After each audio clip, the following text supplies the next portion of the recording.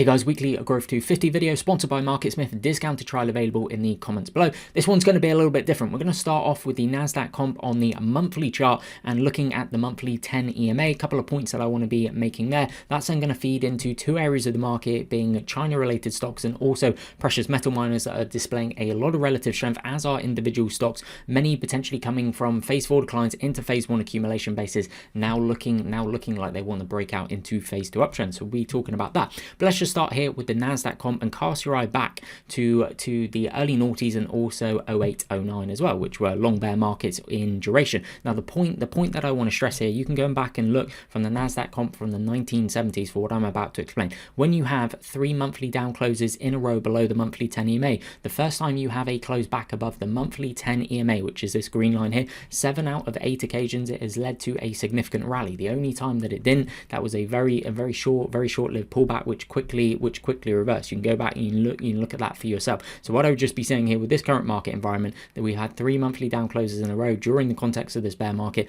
looking for a close back above the monthly 10 EMA. Now, whichever sector you are trading, you want the longer term trend to be in your favor, especially if you're soon after coming out of a phase 4 decline into a phase 1 base, then into a phase 2 uptrend, which I think we may be there with the likes of China, potentially some precious metal miners as well. So you really want, whichever sector you are trading, the general indexes as well ideally are above their monthly 10 EMA. That is when the fun is really underway in terms of better trading times for my style of trading, which is obviously built on the likes of Wyckoff, Livermore, Darvis, Minervini, O'Neill, Weinstein, so on and so forth, right? So now when we go and look at the Chinese ETF, which I use KWEB, okay, and we're just going to be on the monthly chart here, so you can see it's a little bit squashed here, but phase 4 decline, and now we're having a really strong reversal back above the monthly 10 EMA after this phase 4 decline. So I think this is pretty significant. We're seeing a lot of strength as well from individual China stocks. I'll pull some up in a minute. And then if we take a look here from kind of a price cycle perspective, we have a classic, this is classic Wyckoff selling climax, and then this phase 1 base that gets built. So you see this really nice phase 1 base here. So phase 4 declines do not last forever. They eventually turn into phase 1 accumulation bases, and then into phase 1 bases, then into phase 2 uptrend. I said that badly, didn't I? So what I am looking at here is for the KWEB ETF, which is obviously China related, and the individual stocks they're in too, to transition from these phase 4 declines into phase 1 bases and now start breaking out into the context of a phase 2 uptrend. So you see within the context of this large base, we have a really nice spring coming through. There's actually a pivot spring bar on the weekly time frame, and then you see this cup and handle, and now it's breaking out after consolidating around the 10 and 21 EMA, starting to break out today. Really good day, up around about 8ish%. Good volume coming through in the prior 2 days as well. So I think this is interesting. If China is actually going to start, China in general, and obviously many stocks as well, are now going to start entering a phase 2 uptrend. I think this could look very interesting. It's an area of the market where I'm seeing a lot of strength. So I'd be using the likes of MarketSmith to try and identify those strong Chinese stocks, preferably have very strong earnings, very strong sales in recent quarters. A lot of the Chinese names have some easy year-over-year comps as well. So I'll take you through a couple in a minute that are on my radar. But KWEB I think looks very interesting. And another area as well is actually the precious metal miners.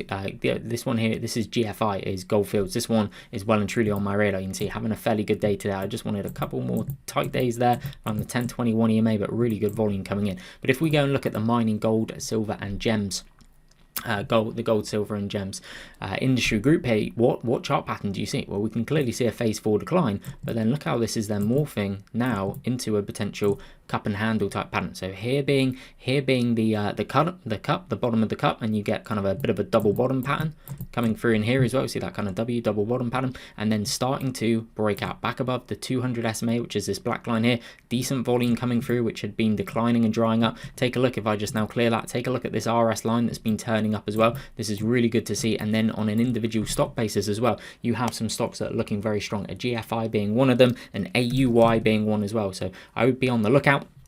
I am on the lookout for Chinese related stocks, and also gold, also the gold miners, precious metal miner related stocks as well. Now historically some can be very choppy, so you want to try and identify the ones which have had kind of smoother moves along those moving averages. Two of the best that I can currently find are GFI and Yamaha Gold as well, looking fairly strong. If I just show you a couple of Chinese stocks, so TME, I'm long this one, got it coming through in here, so it's getting out the gate well from a high type flag. But you can see how it's in this phase 1 base.